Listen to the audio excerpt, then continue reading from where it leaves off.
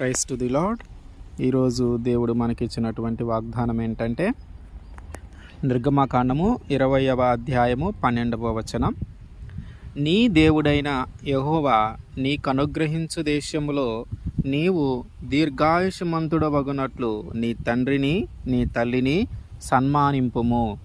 ఆమేన్. సన్మానించటము అనగానే మన యొక్క ఆలోచన లేదా మన యొక్క భావన ఎలా ఉంటుంది అంటే, ఒక స్టేజీ ఏర్పాటు చేసి దాన్ని కొంచెం డెకరేషన్ చేసి అక్కడ ఒక 2 కుర్చీలు వేసి మన తల్లిని మన తండ్రిని కూర్చోబెట్టి శాలువాలు కానీ పూలు కానీ చల్లుతూ పూల గుచ్చాలు అట్లా మనం ఇస్తూ ప్రజలందరిలో వారిని మనం గొప్పగా చూసుకుంటున్నాము అని తెలియజేయాలి అనే ఒక భావన మనలో కలుగుతూ ఉంటుంది. ఇదే సన్మానము, ఇదే సన్మానించటము అని మనకు ఒక ఆలోచన కలుగుతూ ఉంటుంది. అయితే వాస్తవంగా తల్లిదండ్రులను సన్మానించడం ఎలా జరుగుతుంది? మన తల్లిదండ్రులను మనము సన్మానించే అంత పరిస్థితి మన జీవితాల్లో ఎలా జరుగుతుందని కానీ మనం ఆలోచన చేస్తే, ఒక నిజమైన సన్మానము తల్లిదండ్రులకి ఎలా కలుగుతుంది? ఒక నిజమైన సన్మానము తల్లిదండ్రులకి ఎలా కలుగుతుంది అంటే, మనము దీన్ని 2 రకాలుగా మన తల్లిదండ్రులకు కల్పించవచ్చు. 2 రకాలుగా కల్పించవచ్చు. ఒకటి, మన తల్లిదండ్రులతో మనము ప్రవర్తించే తీరు. మన తల్లిదండ్రులతో మనము ప్రవర్తించే తీరును బట్టి, అంటే మన తల్లిదండ్రులతో మనం ప్రవర్తించే తీరును బట్టి వాళ్ళని మనము సన్మానించవచ్చు. అట్లాగే రెండవది, సమాజంతో మనము ప్రవర్తించే తీరు. సమాజంతో మనం ప్రవర్తించే తీరును బట్టి కూడా మన తల్లిదండ్రులకి సన్మానము కలిగినంత ఆనందము కలుగుతుంది. అంటే మన తల్లిదండ్రులకి మర్యాద, గౌరవము, సన్మానించబడుతూ ఉన్నాము అని అంత భావన వాళ్ళలో కలగాలి అంటే 2 ఉన్నాయి విషయాలు. ఏంటి? ఒకటి, మన తల్లిదండ్రులతో మనము ప్రవర్తించే తీరు. 2, సమాజంతో మనము ప్రవర్తించే తీరు. మన తల్లిదండ్రులతో మనం ఎలా ఉంటూ ఉన్నాం? మన తల్లిదండ్రులతో మనం ఎలా ఉంటూ ఉన్నాం? మన తల్లిదండ్రులతో మనము మాట్లాడేటప్పుడు మన యొక్క మాట తీరు ఎలా ఉంది? మనము చక్కని భాష ఉపయోగిస్తూ ఉన్నామా, లేదంటే చెడ్డ భాష, లేదంటే బూతు మాటలు కానీ, లేదా అమర్యాదగా కానీ, లెక్కలేనితనంగా కానీ వారితో మనము మాట్లాడుతూ ఉన్నామా? మన యొక్క మాట తీరు ఎలాగుంది? వారు వయసులో మనకంటే పెద్దవారు, స్వయాన మన తల్లి, కన్న తండ్రి, వారిని చాలామంది ఒక లెక్కలేనితనంగా మాట్లాడుతూ ఉంటారు. నీకేం తెలుసు, నేను మాట్లాడతాలే, నీకు తెలియదు, నువ్వు కూర్చో, నీకు తెలియదు, ఇది నీకు తెలియదు అని వాళ్ళని మనము లెక్కలేని విధంగా కొన్నిసార్లు మాట్లాడుతూ ఉన్నాం. కానీ మనము మాట్లాడే తీరును బట్టే వాళ్ళు గౌరవించబడుతూ ఉంటారు. మనం మాట్లాడే తీరును బట్టే వాళ్ళకి మర్యాద కలుగుతూ ఉంది. మనం మాట్లాడే తీరును బట్టే వాళ్ళని సమాజంలో గౌరవిస్తూ ఉంటారు. మన తల్లిదండ్రులతో మనము మాట్లాడే మాట, మనం ఉపయోగించే భాష చాలా జాగ్రత్తగా ఉండాలి. అట్లాగే మన తల్లిదండ్రులతో మన యొక్క క్రియలు ఎలా ఉన్నాయి? మన తల్లిదండ్రుల దగ్గర మన యొక్క క్రియలు ఎలాగున్నాయి అంటే, వారు నచ్చినటువంటి, వారు ఇష్టపడినటువంటి పనులు మనం చేస్తూ ఉన్నామా? క్రియలు మనం చేస్తూ ఉన్నామా? లేదంటే వారికి నచ్చని పనులు, వారికి ఇష్టం లేని పనులు మనము చేస్తూ ఉన్నామా? మన క్రియలు మన తల్లిదండ్రుల దగ్గర ఎలా ఉన్నాయి? వాళ్ళు ఒక పని చేయమని చెప్తారు మనకి, మనం ఆ పని చేయం. లేదు, వాళ్ళకి ఇష్టమైనవి తెలుసు మనకి, ఎందుకంటే చిన్నప్పటి నుంచి మనము వాళ్ళని చూస్తూ ఉన్నాం. మనము చిన్నప్పటి నుంచి వాళ్ళని చూస్తూ ఉన్నాం. వాళ్ళే మనల్ని పెంచి పోషించి పెద్దవారిని చేస్తూ ఉన్నారు. ఈ క్రమంలో మన ఇష్టాలు వారికి బాగా తెలుస్తాయి, అట్లాగే వాళ్ళ ఇష్టాలు కూడా మనకి తెలుస్తూ ఉంటాయి. మరి వాళ్ళకి ఇష్టమైన పనులేంటి, అవి మనం చేయగలుగుతూ ఉన్నామా? వాళ్ళకి ఇష్టమైనవి మనము వారికి అందించగలుగుతూ ఉన్నామా? వారికి బాధ కలిగించే అందిస్తూ ఉన్నామా? వాళ్ళకి సంతోషాన్ని కలిగించే అందిస్తూ ఉన్నామా? మన తల్లిదండ్రులతో మన తల్లిదండ్రుల దగ్గర మన యొక్క క్రియలు ఎట్లాగుంటాయో ఆ క్రియలను బట్టి వాళ్ళు గౌరవించబడుతూ ఉంటారు. నా కొడుకు నన్ను నాకు ఇష్టమైనది చేసి పెడతాడు, లేదా నా కూతురు నాకు ఇష్టమైనది చేసి పెడుతుంది, లేదా నా కొడుకు నాకు ఇష్టమైన రీతిగా, అంటే నాకు ఇష్టమైన ఏవో తెలుసుకొని అవన్నీ నా కోసం ఏర్పాటు చేయటానికి ప్రయాసపడుతూ ఉంటాడు అనే సాక్ష్యము మనం కలిగి ఉండాలి. అట్లాగే మన తల్లిదండ్రులతో మన యొక్క ప్రవర్తన ఎట్లా ఉంటుంది అంటే, వాళ్ళు ఒక మాట చెప్తే మనము దానికి వ్యతిరేకంగా చేయటం, అది మంచిది కాదు. వాళ్ళు పెద్దవాళ్ళు, మనము తెలిసి తెలియని వాళ్ళం. వాళ్ళ ముందు ఎప్పటికీ మనం చిన్నవాళ్ళమే. అయితే వారు మనకి కొన్ని విషయాలు నేర్పించాలని, తెలియని విషయాలు చెప్పాలని వాళ్ళు ఆశపడుతూ ఉంటారు. ఎందుకంటే మనము తెలిసి తెలియని జ్ఞానంతో కష్టాలలో పడిపోకుండా, తెలిసి తెలియని జ్ఞానంతో మనం ఇరుకుల్లో ఇబ్బందుల్లో చిక్కుకోకుండా కాపాడాలని వాళ్ళు మనకి కొన్ని సూచనలు సలహాలు ఇస్తూ ఉంటారు. మరి వాళ్ళు చెప్పిన మాట మనం వినగలుగుతా ఉన్నామా? వాళ్ళు చెప్పిన మాట మనం వినగలుగుతా ఉన్నామా? మన యొక్క ప్రవర్తన ఎట్లా ఉంది? వాళ్ళతోటి మనం ప్రవర్తించే తీరు ఎట్లా ఉంది? చాలామంది తల్లిని తండ్రిని వాళ్ళు ఏది చెప్తే అది శిరస వహించి వారికి ఇష్టమైన రీతిగా ప్రవర్తించడానికి చాలా ప్రయత్నం చేసే కుమారులు కుమార్తెలు ఉన్నారు. అట్లాగే వ్యతిరేకంగా వాళ్ళకి నచ్చని విధంగా ప్రవర్తించేవారు ఉన్నారు. మన యొక్క ప్రవర్తన మన తల్లిదండ్రులతో ఎట్లా ఉంది? వాళ్ళు అవును అంటే మనం కాదంటా ఉంటామా? వాళ్ళు చేయాలి అంటే మనం చెయ్యను అని చెప్తా ఉన్నామా? వాళ్ళు ఉండాలంటే నేను ఉండను, నేను వెళ్ళిపోతానని చెప్తా ఉన్నామా? ఎలా ప్రవర్తిస్తూ ఉన్నాం మన తల్లిదండ్రుల దగ్గర? చిన్నతనంలో ఉన్నప్పుడు తల్లిదండ్రులు మనము అనేకమైన తప్పులు చేస్తూ వెళితే వాటన్నిటిని బట్టి మనల్ని క్షమించి మన యొక్క ఆలన పాలన పోషణ అన్నీ సరిగా సమయానికి అందిస్తూ మనల్ని పెద్దవాళ్ళని చేస్తూ వాళ్ళు సంతోషపడుతూ ఉంటారు. అయితే మనం ఎదిగిన తర్వాత వారు వృద్ధాప్యంలోకి వెళ్ళిపోతూ ఉంటారు. మనము పెద్దవాళ్ళయ్యే కొద్దీ వాళ్ళు వృద్ధాప్యంలోకి వెళ్ళిపోతూ ఉన్నారు. ఈ వృద్ధాప్యంలోకి వెళ్ళినప్పుడు వారు చిన్నపిల్లలతో సమానంగా మనము భావించాలి. చిన్నప్పుడు ఎలాగైతే నువ్వు తప్పు చేసినా, ఒప్పు చేసినా, తిట్టినా, ఏడ్చినా, బాధపడినా, వాళ్ళని తొందరపడి మాట్లాడినా అవన్నీ వాళ్ళు మనసులో పెట్టుకోకుండా ఏ సమయానికి నీకు ఏమి అందించాలి, ఏ సమయానికి నీకు ఏది ఏర్పాటు చేయాలి అని ఆలోచన చేస్తూ నీకోసమే వాళ్ళు కష్టపడి పని చేస్తూ నిన్ను పోషించి పెద్దవాడిని చేశారు. కానీ వృద్ధాప్యంలోకి వెళ్ళినటువంటి తల్లిదండ్రుల దగ్గర ఓపిక, బలము, పటుత్వము ఉండదు. వారు ఒక పని చేయాలంటే అలసిపోతూ ఉంటారు. వాళ్ళు ఒక ప్రయాణం చేయాలంటే అలసిపోతూ ఉంటారు. అంటే వారి పనులు వాళ్ళు చేసుకోవటానికి కూడా వాళ్ళ దగ్గర ఓపిక ఉండని స్థితిలోకి వెళ్ళిపోతూ ఉంటారు. అది సహజంగా ప్రతి మానవుడు అనుభవించాల్సిన పరిస్థితే.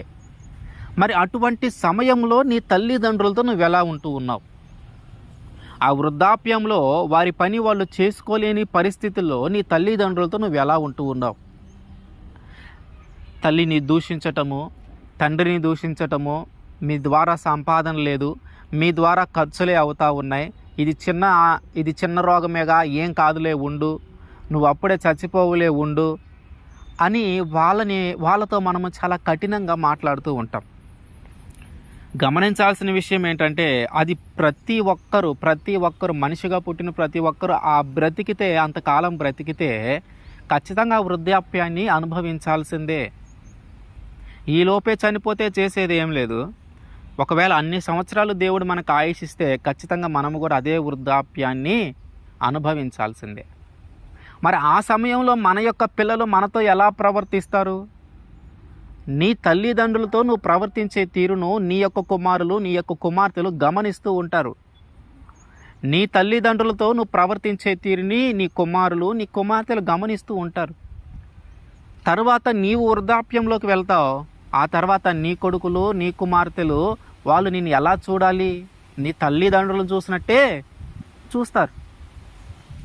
వృద్ధాప్యంలో ఉన్న తల్లిదండ్రులను చిన్న పిల్లలతో సమానముగా భావించి మనము వారిని చక్కగా చూసుకోవాలి. చిన్నప్పుడు నిన్ను ఎట్లాగైతే తప్పు చేస్తే, ఆ పొరపాటు చేస్తే వాళ్ళు దగ్గరకు తీసుకున్నారో, క్షమించారో, అట్లాగా వాళ్ళు ఏదైనా పని చేయలేకపోయినా, ఎక్కడికైనా వెళ్ళలేకపోయినా, సంపాదన లేకపోయినా వారిని క్షమించాల్సిన పని లేదు. వారిని మనం హక్కున చేర్చుకోవాలా. వారిని విడువక, వారిని దూషించక మనము వారికి తోడుగా ఉండాలి. ఇవన్నీ చేస్తూ ఉంటే మన తల్లిదండ్రులకి మన ద్వారా మర్యాద, గౌరవము కలుగుతుంది.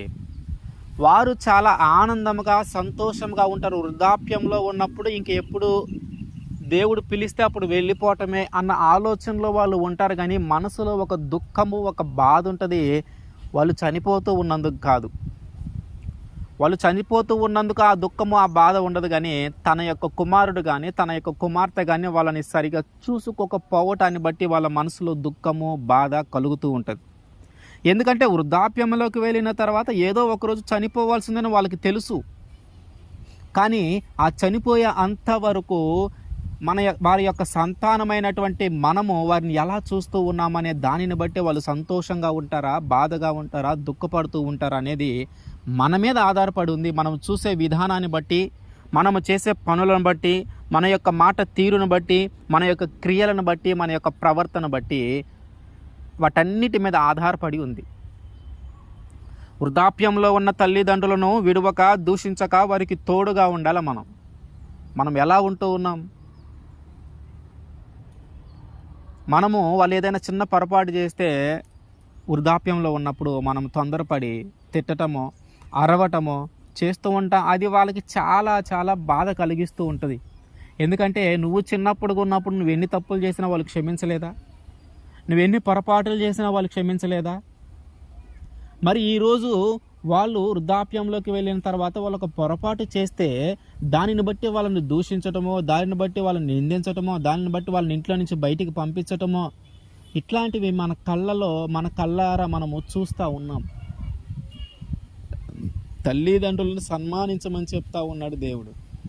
వృద్ధాప్యంలో వారిని విడువక తోడుగా ఉండమని చెప్తా ఉన్నాడు దేవుడు. మనం ఎలా ఉంటూ ఉన్నాం మన తల్లిదండ్రులతో? మన తల్లిదండ్రులతో మనం ఉండే తీరును బట్టే వాళ్ళు గౌరవించబడతారు. మన తల్లిదండ్రులతో మనం ఉండే తీరును బట్టే వాళ్ళకి మర్యాద కలుగుతుంది. మన తల్లిదండ్రులతో మనం ఉండే తీరును బట్టే వారిని మనము సన్మానించినట్టుగా వారు భావిస్తూ ఉంటారు. రెండవది, సమాజంతో మనము ఎలా ఉంటూ ఉన్నాం? సమాజంలో మన యొక్క క్యారెక్టర్ ఏంటి? మన యొక్క స్థాయి ఏంటి? సమాజంతో మన యొక్క మాట తీరు ఎలాగుంది? సమాజంతో మన యొక్క క్రియలు ఎలాగున్నాయి? సమాజంతో మన యొక్క ప్రవర్తన ఎట్లా ఉంది? వీటన్నిటిని బట్టి వీరు పలానా కుమారుడు, వీరు పలానా కుమార్తె, పలానా వాళ్ళ కుమార్తె, పలానా వాళ్ళ కొడుకు, పలానా వాళ్ళ కూతురు, ఈ విధంగా మన తల్లిదండ్రులకు గౌరవము, మర్యాద కలుగుతూ ఉంది. అంటే సమాజంలో నువ్వు ప్రవర్తించే తీరును బట్టి కూడా నీ తల్లిదండ్రులకు గౌరవము, సమాజంలో నువ్వు ప్రవర్తించే తీరును బట్టి నీ తల్లిదండ్రులకు మర్యాద, సమాజంలో నువ్వు ప్రవర్తించే తీరును బట్టి నీ తల్లిదండ్రులను సన్మానించే అంత అనుభవము, అంత సంతోషము వాళ్ళకి కలుగుతుంది. మనము సమాజంలో నివసించి ఉండేటప్పుడు మన చుట్టుపక్కల వాళ్ళలో మనకి అంటూ ఒక ఇమేజ్ ఏర్పడుతూ ఉంటుంది. వీడు మంచివాడు, వీడు చెడ్డవాడు, వీడు త్రాగుబోతు, వ్యభిచారి, వీడు దొంగ, వీడు పలానా, వీడు పలానా, వీడు పలానా, ఈమె ఇట్లాంటిది, ఈమె ఇట్లాంటిది, ఈమె అలాంటిది. ఇట్లా మన మీద ఒక ఇమేజ్ ఏర్పడుతూ ఉంటుంది.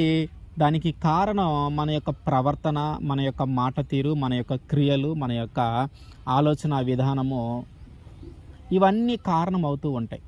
అయితే వీటి వలన కలిగే మంచైనా, వీటి వలన కలిగే చెడైనా నీ ఒక్కడితో ఆగిపోదు.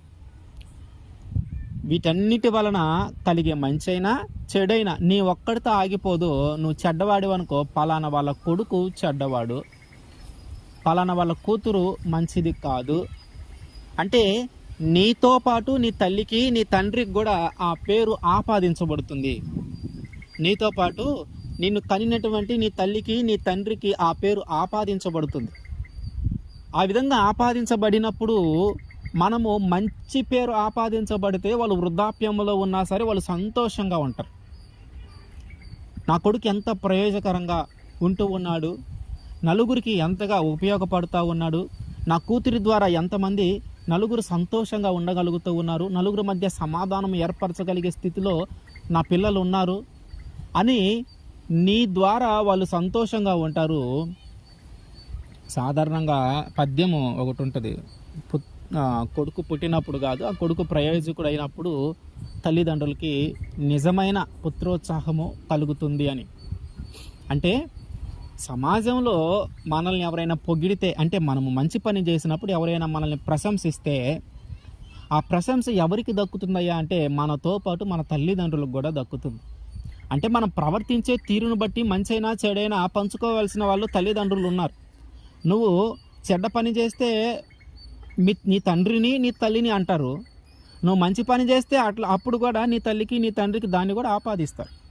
అంటే ఈ సమాజంలో నువ్వు ప్రవర్తించే తీరు, ఈ సమాజంతో నువ్వు ఉండే తీరు, అది కూడా నీ యొక్క తల్లికి నీ యొక్క తండ్రికి సన్మానము పొందాము అనే అంత అనుభూతిని కలిగిస్తుంది.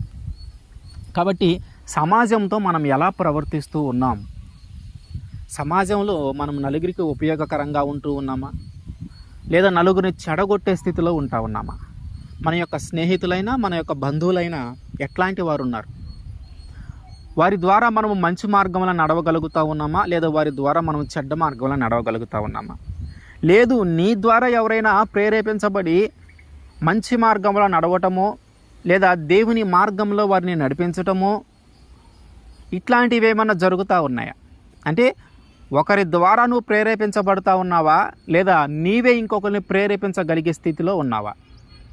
ఒకరి ద్వారా నువ్వే ప్రేరేపించబడుతూ ఉన్నావా, లేదా నీ ద్వారా ఇతరులు ప్రేరేపించబడే స్థితిలో నీవు ఉన్నావా?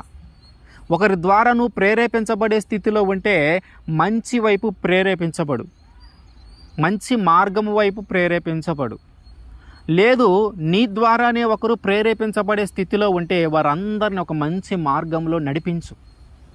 వారందరినీ దైవిక భయముతో, దేవుని యందు భయభక్తులతో వారందరినీ నడిపించు. నువ్వు ప్రవర్తించే తీరు, నువ్వు చేసే మంచి, నీకు కలిగినటువంటి మంచి స్నేహమైన, మంచి బంధుత్వమైన, నీ యొక్క మంచి మాట తీరు, నీ యొక్క క్రియలు, నీ యొక్క ప్రవర్తన, నీ యొక్క ఆలోచన విధానము, నీ నోటి మాట, నీ చేతి పనులు, ఇవన్నీ మంచివి అయితే ఖచ్చితంగా నీ తల్లిదండ్రులు సంతోషపడతారు. ఎందుకంటే సమాజంలో ఉన్న వాళ్ళు నీ తల్లిదండ్రులతో కూడా మాట్లాడుతూ ఉంటారు. ఇదిగో నీ కొడుకు ఇలా చేశాడు, నీ కూతురు ఇలా చేసింది, వాళ్ళు ఇట్లా వీళ్ళు ఇట్లా అని మనతో చెప్పి వాళ్ళ తల్లిదండ్రులతో చెప్తూ ఉన్నప్పుడు మనం మంచి పనులు చేస్తే వాళ్ళు ఖచ్చితంగా మంచిగా చెప్తారు మన తల్లిదండ్రులకి. ఆ మంచి పనులు చేసి అదే విషయము నీ తల్లికి నీ తండ్రికి నువ్వు చెప్పకపోయినా సమాజంలో ఉన్న వాళ్ళు నీ తల్లికి నీ తండ్రికి నీ గురించి మంచిగా చెప్పినప్పుడు వాళ్ళకి చాలా ఆనందము, చాలా సంతోషము కలుగుతుంది. అట్లా కాకుండా నువ్వు ఎంచుకున్న స్నేహము చెడ్డది, నీ మాట తీరు చెడ్డది, నీ ఆలోచన చెడ్డది, నీ యొక్క ప్రవర్తన చెడ్డది, నీ నోటిన ఎట్లా పడితే అట్లా మాట్లాడుతూ ఉంటాం, వ్యసనాలకి బానిసయ్యి జీవితాన్ని నాశనం చేసుకున్న పరిస్థితిలో నీవు ఉంటే నీ తల్లిదండ్రుల దగ్గరికి నీ గురించి ఏమని మాట్లాడతారు? వారికి ఆ వయసులో నువ్వు ఏం కలిగిస్తా ఉన్నావు? సంతోషమా, దుఃఖమా? సంతోషంగా చనిపోవాల్సిన సమయంలో దుఃఖము, బాధ, ఆందోళన, పిల్లలు ఇట్లా అయిపోయారేంటి, నా పిల్లలు ఇట్లా చెడిపోయారేంటి, నా పిల్లలు ఎందుకు పనికి రాకుండా పోయారేంటి అని ఒక దిగులుతో, బాధతో, మనోవేదనతో వాళ్ళు చనిపోయే పరిస్థితులకు మనము తీసుకొని రాకూడదు. మన తల్లిదండ్రులను మనము గౌరవించాలా. అట్లాగే సమాజంలో ఉన్నవారు కూడా గౌరవించాలంటే మన యొక్క ప్రవర్తన అవసరం. దేవుడు చెప్తా ఉన్నాడు, నీ తల్లిదండ్రులను కానీ నువ్వు సన్మానిస్తే నీవు దీర్ఘాయుష్మంతుడు అగుతావు. నీ తల్లిదండ్రులను కానీ నీవు సన్మానిస్తే నీవు దీర్ఘాయుష్మంతుడివి అగుతావు. ఎలా సన్మానిస్తావు? రెండు మార్గాలు ఉన్నాయి. రెండు విధానాలు ఉన్నాయి. ఒకటి నీ తల్లిదండ్రులతో నువ్వు ప్రవర్తించే తీరు, రెండు సమాజంలో నువ్వు ప్రవర్తించే తీరు. ఈ రెండింటిని బట్టి నీ తల్లికి మర్యాద, నీ తండ్రికి మర్యాద, ఈ రెండింటిని బట్టి నీ తల్లిదండ్రులకు గౌరవము, ఈ రెండింటిని బట్టే నీ తల్లిదండ్రులకు సన్మానము జరిగినంత అనుభూతి వాళ్ళకి కలుగుతుంది. కాబట్టి మన యొక్క ప్రవర్తన మన తల్లిదండ్రులతో ఎలా ఉందో మనం గమనించాలి. మన యొక్క ప్రవర్తన సమాజంలో ఎలా ఉందో గమనించాలి. ఆమేన్.